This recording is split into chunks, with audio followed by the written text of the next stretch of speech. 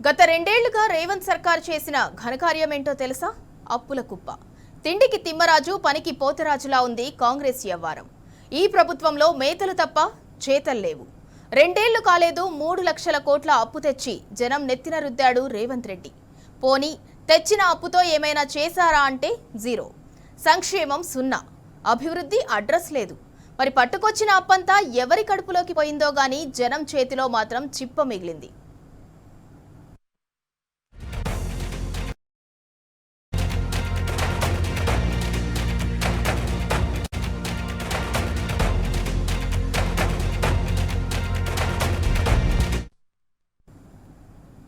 కాంగ్రెస్ ప్రభుత్వం సాధించిన రికార్డ్ ఏదైనా ఉందంటే అది రుణ రికార్డే.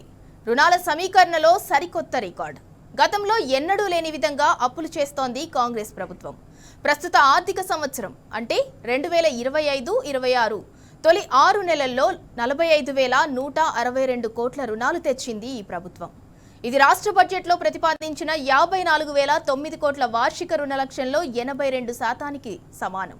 2023-24 ఆర్థిక సంవత్సరంలోని తొలి 6 నెలల్లో బీఆర్ఎస్ సర్కార్ తీసుకున్న 31,333 కోట్ల రుణం కంటే ఇది 43% ఎక్కువ. కోవిడ్ సంక్షోభ సమయంలో భారీగా రుణాలు తేలేదు. కానీ జేబుకు ఏం అవసరం పడ్డదో గానీ భారీగా అప్పు పట్టుకొచ్చాడు సీఎం రేవంత్. ఈ ఆర్థిక సంవత్సరంలో ఇంకా 6 నెలలు మిగిలి ఉండగానే అప్పుల్లో రికార్డులన్నీ బద్దలు కొట్టేశాడు.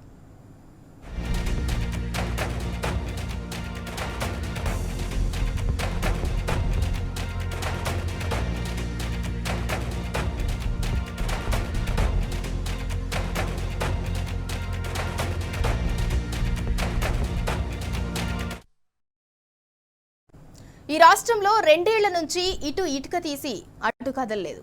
కాంగ్రెస్ సర్కార్ ఒక్క ప్రాజెక్టు కడితే ఒట్టు. ఏమీ చేయకపోగా ఇంకా రుణం కావాలంటూ రిజర్వ్ బ్యాంకు వారికి అర్జీ పెట్టుకుంది.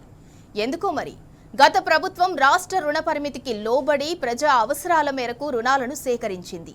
కానీ తెచ్చిన ప్రతి పైసాను జనం కోసమే ఖర్చు పెట్టింది బీఆర్ఎస్. మన కళ్ల ముందు కనిపిస్తున్న కాళేశ్వరం ప్రాజెక్ట్, అల్ట్రా మోడ్రన్ సచివాలయం, అత్యాధునిక కలెక్టరేట్లు, ఎస్పీ ఆఫీసుల వంటి ప్రతిష్టాత్మక నిర్మాణాలు చేపట్టింది. మరి 3 లక్షల కోట్ల అప్పు తెచ్చి కాంగ్రెస్ పార్టీ ఏం చేసింది? ఒక మోరీ అయినా కట్టిందా? మరి తెచ్చిన అప్పంతా ఎటుపోయింది? పైసలన్నీ ఎవరికి మోసారు?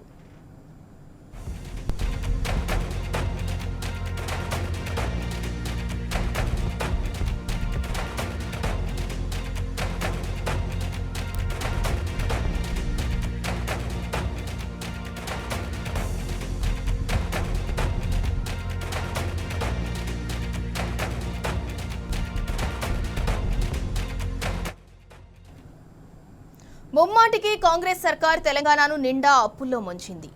అది చాలదన్నట్టు జాతీయ, అంతర్జాతీయ సంస్థల నుంచి కూడా రుణాలు తెస్తాడట రేవంత్ రెడ్డి. ఎందుకు? భోంచేయటానికా? 6 గ్యారంటీల్లో ఒక్కటి కూడా అమలు చేయలేదు. మహిళలకు నెల నెలా ఇస్తామన్న 2,500కు మంగళం పాడారు. యువతులకు ఇస్తానన్న స్కూటీలు ఇప్పటి వరకు షోరూములు దాటలేదు. పెళ్లికిస్తానన్న తులం బంగారం బూటకం. 4,000 పెన్షన్ లేదు, నిరుద్యోగ భృతి లేదు, అసలేదీ లేదు. మరి పట్టుకొచ్చిన అప్పంతా ఏమైంది? ఎవరి జేబుల్లోకి వెళ్ళింది? ఏ ఫ్లైట్లో సైలెంట్గా ఢిల్లీకి చేరింది? Please answer mister Revanth.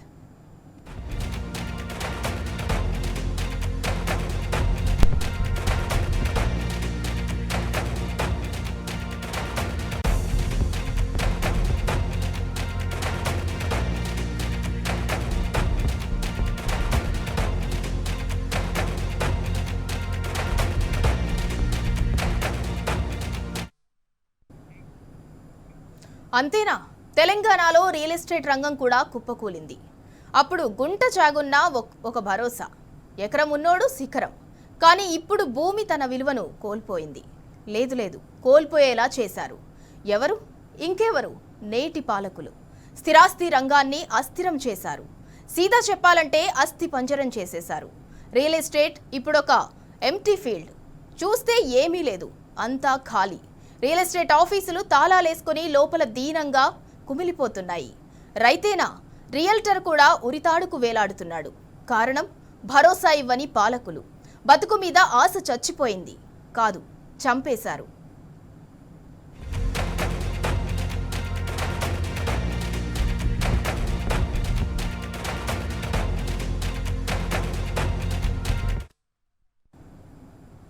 Hyderabad west zone ప్రాంతంలో భూముల ధరలు పెరగటమే తప్ప తగ్గటం అనేది ఉండదు.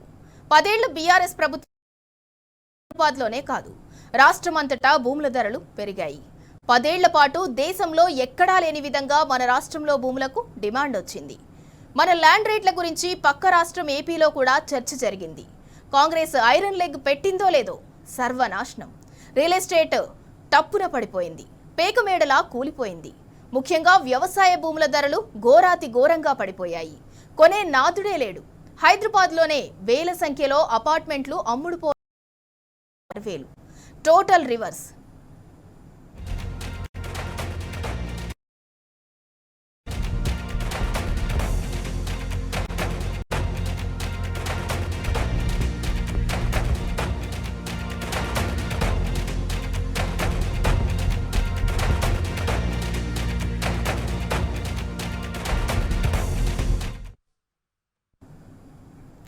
జస్ట్ 1 మంత్, ఒక్క నెలలోనే ఎకరం 13 కోట్లు తగ్గిందంటే మాటలా?